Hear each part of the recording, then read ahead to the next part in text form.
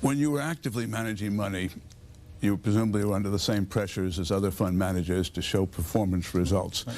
Did that incline you to sell too quickly sometimes? Well, I think my greatest mistakes are, I mean, you know, it's funny in a stock, all you can lose is 100%. I've done that. But your great mistakes is selling a good company, and then it doubles, then it triples, and it quadruples, because you make a lot of mistakes, and so those ones that go up tenfold, I call them the 10 baggers. So some of my mistakes are just saying, oh my God, this stock is too high, and I was wrong. And you had to figure out, what inning am I in this baseball game? I sold Toys R Us way too early. It went up 20-fold after I sold. I did the same thing at Home Depot. Those are probably my two greatest mistakes I ever made. When should you sell?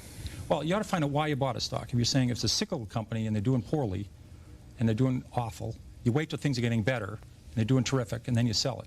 But with a growth company, you have to say, Walmart's case, 10 years after they went public, you could have bought the stock and made 500 times your money. Because they still are only in 15% of the United States. And they could say, why can't they go to 17? Why can't they go to 19? Why can't they go to 23? So for the next 4 decades, they went around the country. So you have to say to yourself, in this stock, I have a 10-year story, a 20-year story. You ought to be able to write that down and follow that. And that's what I do with the company. And that's your decision. That's how you sell it. We have a novel element for many investors today in the trust issue. Yes. We also have security problems that we didn't traditionally have in America. Have they changed the way you pick and believe in stocks? No, you still buy a company, and you buy a company to grow. And if it's a textile company or it's an electronics company or a software company, you better understand what they do.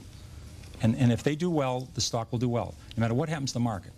If the Dow Jones today was 1,000 or 500, you would have made a lot of money in McDonald's. You would have made a lot of money in Johnson & Johnson. You would have made a lot of money in Gillette. These companies' earnings have gone up a lot the last 30 years. And if the market was 50,000, you would have lost money in Burlington Industries. I recommended that in 1969. I think it's gone from 34 to 2 with no stock splits, because their earnings have been terrible. Well, your modesty actually makes an important point, which is people with the best batting averages in the world don't bat 1,000. Yeah. I sometimes get angry mail, particularly during bear markets, saying so-and-so recommended such and such and it went down. Yeah. Well, how often did you come up with a clinker? Well, this is a funny business. You don't have to be right even 5 times out of 10. If the times you're right, you make a double and triple. It offsets all those times you lose 20 or 30%. So when you buy a stock, you ought to say to yourself, how much can I lose and how much can I make? And you ought to be able to make a lot. Because stocks are risky. I mean, look at how much we lost on AT&T. Look how much we lost in Xerox. These were quality companies.